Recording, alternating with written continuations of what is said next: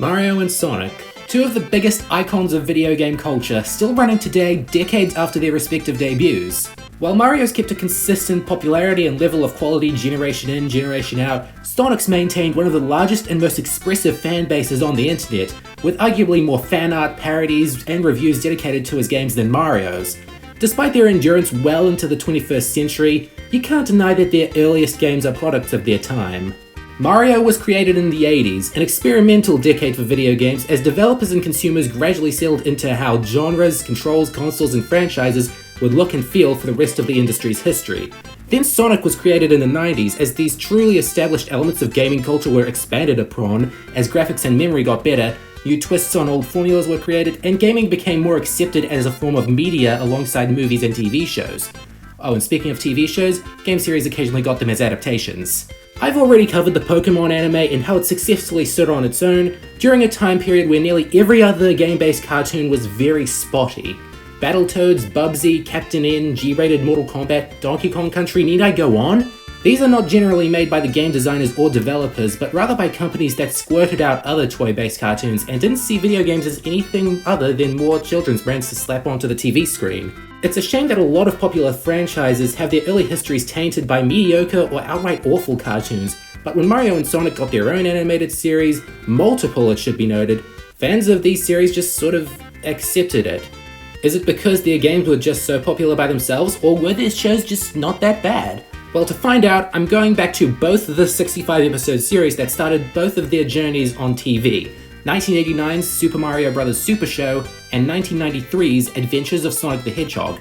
I noted their years because, just like with their respective series' first games, they are heavily defined by their time periods.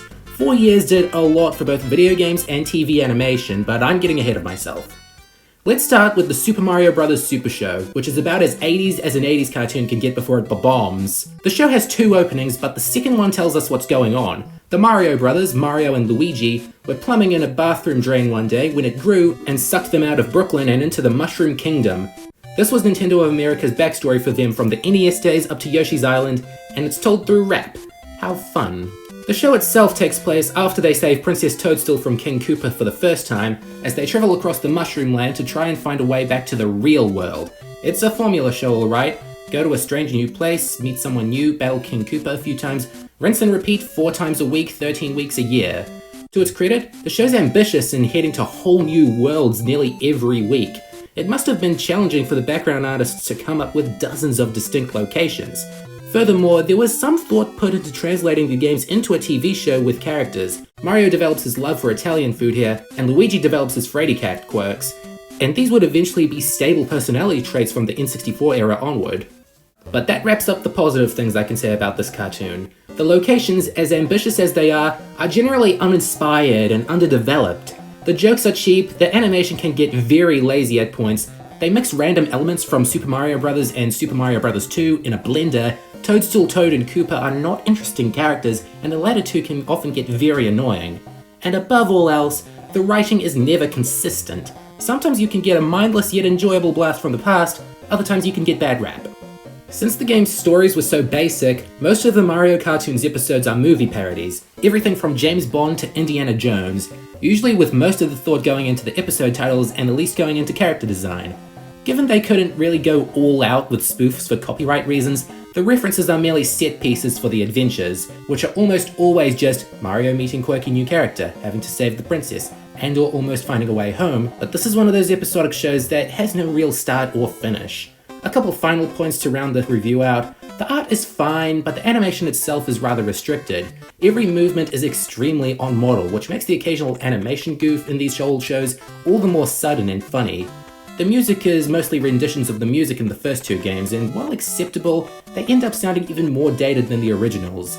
Episodes you should watch are King Mario of Camelot and Brooklyn Bound, while episodes you shouldn't touch with a magic beanpole are Mario's Magic Carpet and Bad Rap. They're ungodly badly written.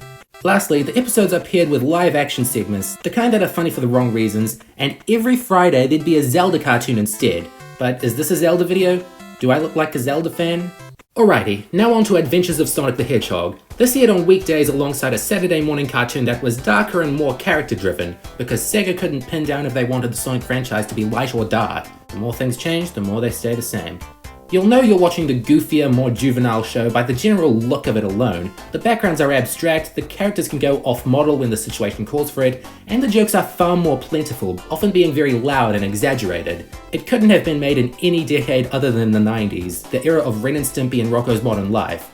Although this show is nowhere near as disturbing or satirical as the others, it's pure fluffy entertainment, with some of it aging well and some of it not. We focus on Sonic, a speedy teenage blue hedgehog who always has time to save the day, and Tails, a young brownish, orangish, yellowish fox that can fly using his two tails as a propeller. They make for a very charming duo that doesn't always get along with each other well, but they do bounce off one another entertainingly. It's a brotherly dynamic that's never left the Sonic franchise, even close to 30 years later. Onto villains, you've got the evil Dr. Eggman, known in the 90s as Robotnik, and his 3 robot henchmen, Scratch the Chicken, Grounder the Tag Thing, and Coconuts the Unlucky Monkey. Very, very divided on these henchmen because although they deal with the oddly relatable childish struggles, their voices are nails on a chalkboard. If you wanted to make your character memorable during this time period, best you could do is make their voice distinct, and the voice actors on this show did a little too good of a job at that. You've got a few recurring side characters to make the world of Mobius a little more fleshed out, and not make you wonder about the lack of green hills that hard, which I think makes the show a teensy bit more developed, even if you can't always rely on these side characters being voiced well either. Hot off the heels of the original Nicktoons, Adventures of Sonic is known to have a very zany, in-your-face sense of humour harkening back to Looney Tunes, Sonic's incarnation here commonly being likened to Bugs Bunny or the Roadrunner. While I don't think every joke was a hit, I didn't laugh a whole lot rewatching this, I will say that the jokes were so weird that they kept me looking at the screen, which is more than I can say about the Mario cartoon where it was mostly puns or Italian food. Notably, the most famous part of the show is Sonic Says, an ending segment where Sonic spouts the moral of the episode, or a random one that they wanted to teach young kids. The effort in these is admirable. I appreciate how they tackle more serious subjects like the law and stranger danger in ways that children can understand. Granted, the moral can sometimes be botched, like the one time Tails is stuck in a forest, so Sonic gives them their home phone number then leaves. But their heart's in the right place. A couple more scattered notes I have. The music doesn't borrow much from the video game's soundtrack except the original title theme. It rather goes for variations of In the Hall of the Mountain King most of the time, but fast-paced ones to keep with the tone.